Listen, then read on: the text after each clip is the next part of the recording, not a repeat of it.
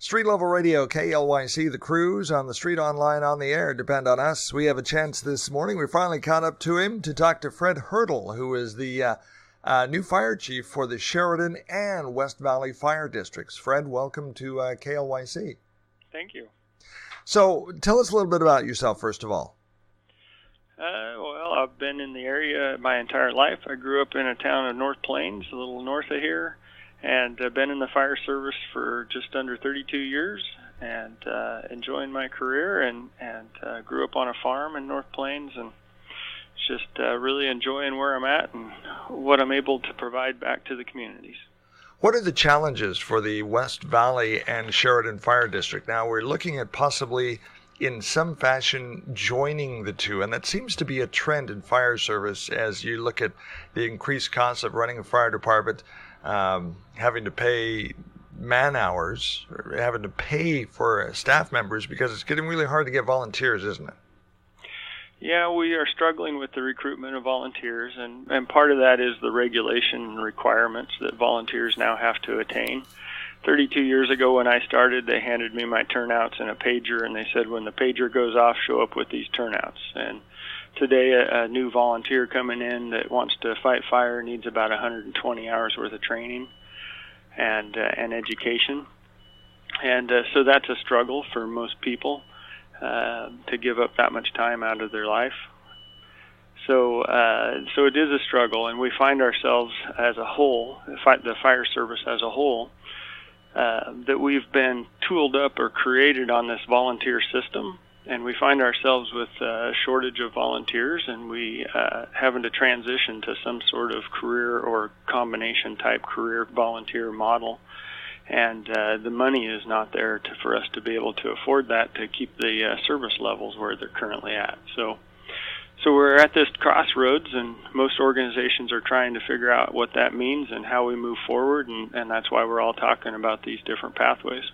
So one of the different pathways, we've kind of seen it in the Newburgh area, where Newburgh Fire has joined with Tualatin Valley Fire and Rescue to become TVF&R as a bigger district, because of inefficiencies of scale. And we are hearing talk about that in the McMinnville area, Amity, and West Valley area in the West Valley and Sheridan Fire District. So the first step in your area is they have a joint chief for these two districts, West Valley and Sheridan Fire District. So what is the discussion there? Are we looking at joining those fire districts or fire departments? Yes, I think that is the short answer to it. The long answer is what our goal is to maintain or enhance our service levels. And so, we find ourselves again at this crossroads where we have to figure out a different way to provide the service that we've provided. And we see our call volume increasing, our volunteers decreasing, and financially we can't transition to a full career department. That would cost us millions of dollars. So we're trying to find the pathway that allows us to move forward, provide a good service to our citizens, and meet the needs of their requests.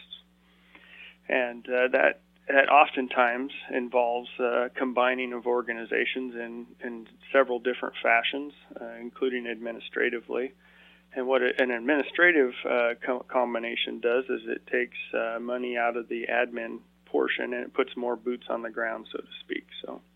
So as we look at the West Valley and Sheridan Fire District, you're also possibly looking at the Dallas Fire Department in kind of a region department or district involving Dallas and West Valley and Sheridan because of the nearness of those communities to each other?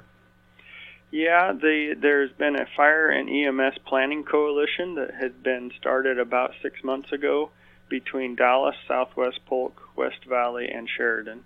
So the four of them have two representatives of each of their board on a coalition that meets regularly, and to talk about how we can do cost efficiency mechanisms, economy of scale purchasing, using each other's resources and positives, and trying to limit the negatives or shortcomings at each organization jointly or regionally.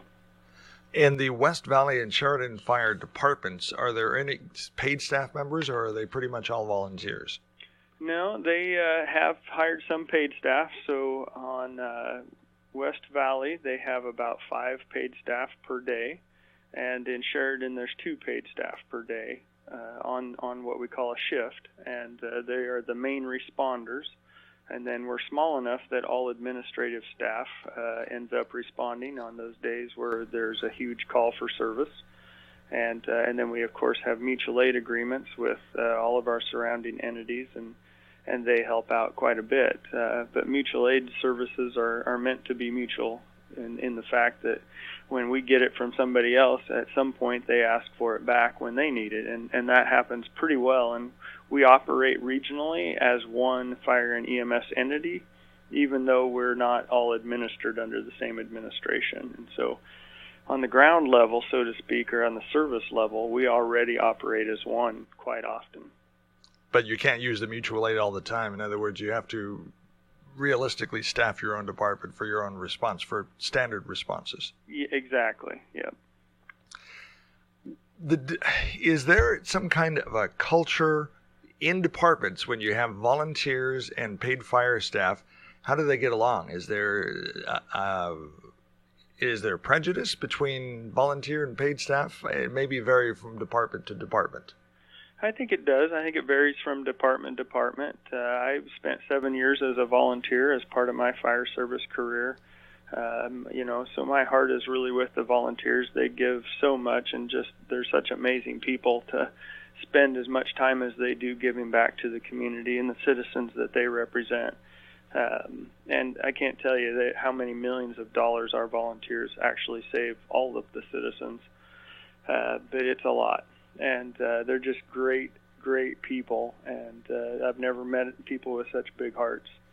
And, when you start doing a combination transitioning to some career staff, sometimes in some organizations you do see that kind of that rift create. And I think there's ways that we can respect each other and for what they are and in their own respective positions. And that's the kind of culture that you build into an organization, or I do as an administrator. And so it's built upon mutual respect. So.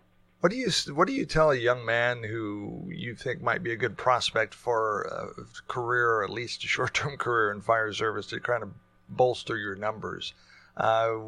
What do you tell them? What's your pitch? Well, I ask them what kind of personality they have, and whether they're a person who sees themselves as serving others, and if they are, then they're a good fit. And I explain some of the pros and cons of the career that I've had in the fire service. And 32 years ago, I started out leaving high school wanting to be a civil engineer, and then I got to volunteering at the local volunteer fire department and fell in love with it. So it's not for everybody, but I think everybody should that wants to should get to take a chance at it, and if it fits, it's a good fit. So. What are some of the benefits? Now, obviously, it's kind of exciting in the old days, you just grab on the fire truck and hang on and go race into the fire. The adrenaline rush has got to be a positive or benefit. Yeah, I think so. I think there is some adrenaline part of it, but I think there's also that huge component of, saving a person's life, or delivering a baby, getting somebody out of a vehicle who's stuck in a vehicle, and those type of things they make a heart and soul feel good about themselves and about what they do for their community. And so I think that's a huge component of what the benefits are here. There's also educational stipends in most organizations, and so you can get scholarships to pay for some of your schooling, and you can get some retirement account funds through what they call a length of service award program. And so there is a myriad of other benefits depending upon which organization that you're volunteering at. What about the cons? Well, the cons is loss of family time. So I can tell you that if my wife was to talk to you, she would say I've left countless dinners. I've left movies with her. I've left a lot of things with my family and I, and they love what I do and they respect me for what I do, but that loss of family time is probably the biggest downfall or shortfall to it. You think that's the biggest reason why you don't have more in your fire service? I think that's a large component of it, yes. I think it is. It's such a time thing, but it also, if it's a good fit for you, it becomes almost a way of life. And so, the pager is on my hip 24/7 for the last 30 years. So, what are the physical requirements? How much weight do you have to pick up and haul, and just some of the physical exertion requirements? Yeah, you have to be able to climb a ladder and lift 100 pounds and pull hose and drag hose and move heavy objects and, that type of thing. Pound on doors, So there is some physical requirements that are required. And again, those vary slightly, but they're generally all the same in most organizations.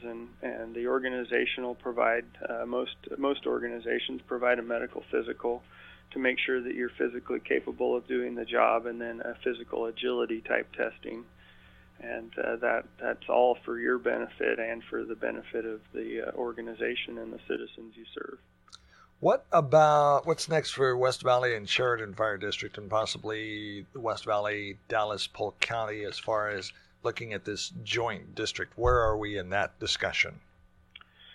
Well, I think we're progressing forward, and the nice thing about the Sheridan West Valley coming under one administration is now we're streamlining the administrative processes and making small moves toward making us more consistent and operating in the same methods. And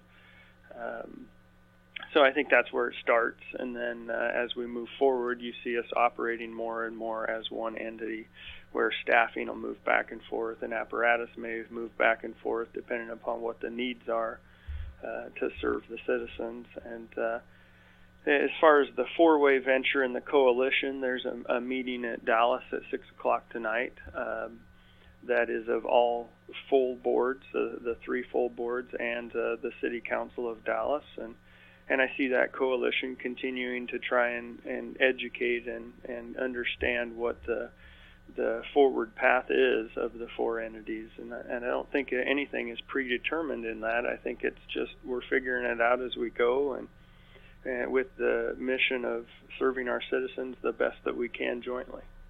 What would you tell the folks that may love to have, their city has their fire truck's name on it, be it Willamina or West Valley, McMinnville, Newburgh Fire, whatever the community is. The community just likes to have the name of their city on their fire truck, and also the concern that, if we jointly share a district, we might lose some control, and if we need them, they won't be here as fast as they would be if they were a big district. Well, I think that we can have our name on the apparatus. So Southwest Polk is a great example of that. They cover 123 square miles, and they have apparatus in Rick Rial, which has the Rick Rial name on it, and apparatus in Dallas, which has the Dallas name on it. And so there's ways that we can accomplish that for the people that need that. And I think that builds great pride within the community. I think there's nothing wrong with that. As far as local control, I think, any special district has elected officials of all of the citizens that are in there in the district. So I think that does give you local control. And so, I think that those items can be accomplished. Closing thoughts, comments to the community. What would you have to say to the folks? I would say you have a great group of volunteers and staff that are providing a wonderful service to you now, and we're looking forward to how we can figure out how to do that better for you. Fred Hertel is the new Joint Fire Chief for the Sheridan Fire District and West Valley Fire District, and we'll see what happens in the future. Fred, I know you're busy. Thank you for taking time for us today. You're welcome. AM 1260 KLYC, The Cruise, on the street, online, on the air. Depend on us.